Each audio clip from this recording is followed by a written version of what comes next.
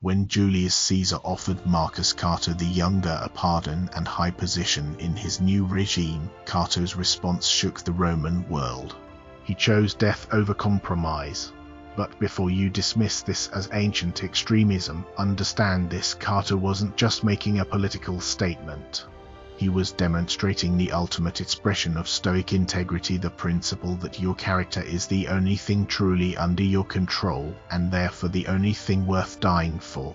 In our interconnected world of 2026, where technology amplifies every choice and global challenges test human resilience daily, Cato's unwavering commitment to virtue offers us a blueprint for navigating moral complexity with unshakable integrity.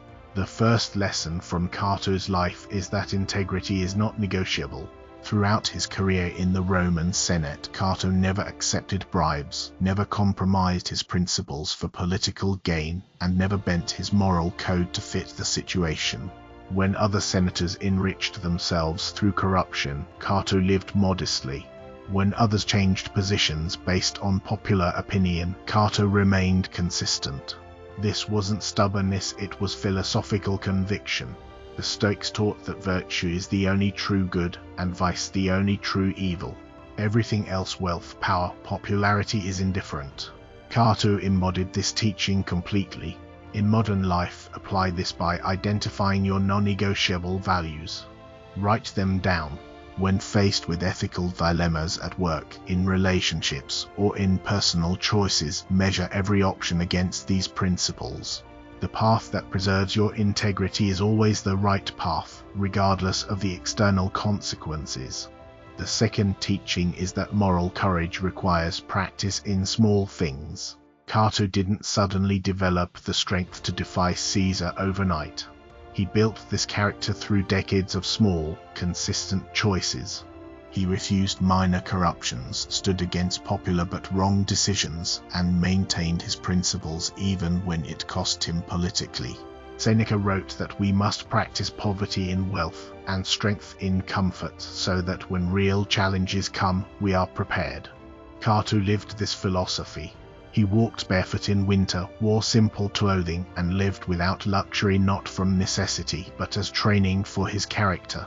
Start practicing moral courage in low-stakes situations. Speak truthfully when a small lie would be easier. Keep commitments when breaking them would be convenient. Stand up for what's right in minor workplace situations. These small victories build the strength needed for life's major moral tests. The third principle Cato exemplified is that reputation should reflect character, not the reverse. Many people shape their character to match the reputation they want.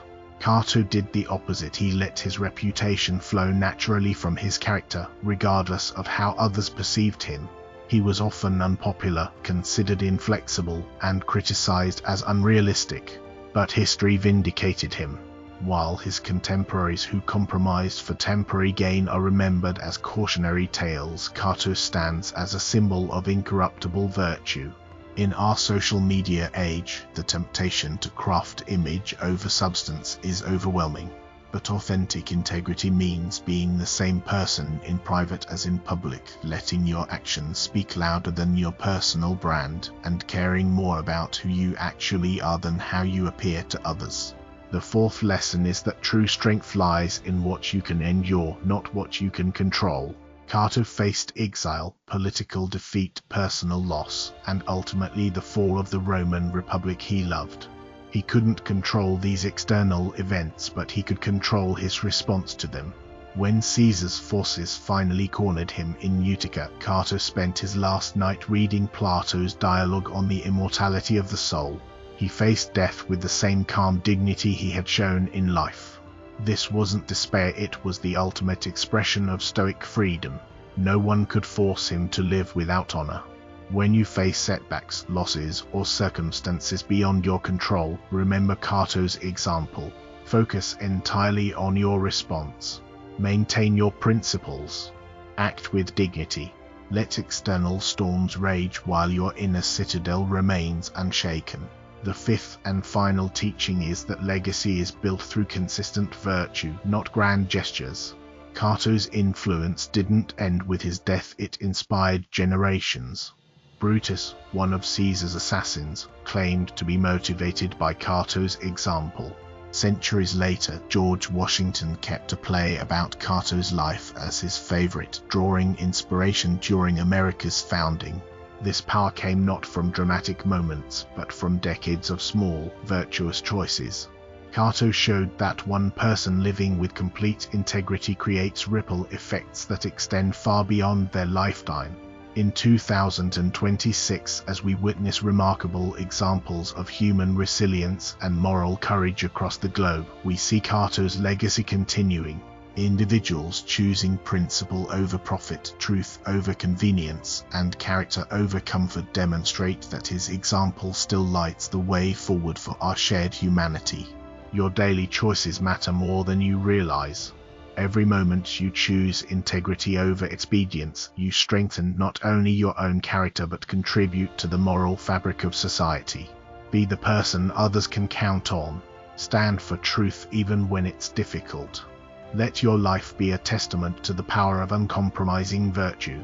Cato the Younger showed us that integrity isn't just about following rules, it's about becoming the kind of person who couldn't imagine living any other way. In a world that often rewards compromise, choose instead to be unbreakable in your principles, unwavering in your values, and unashamed of your virtue. If this moved you, comment "The Citadel holds" below. It is our sign that you carry the philosophy with you. Subscribe and I will see you in the next one.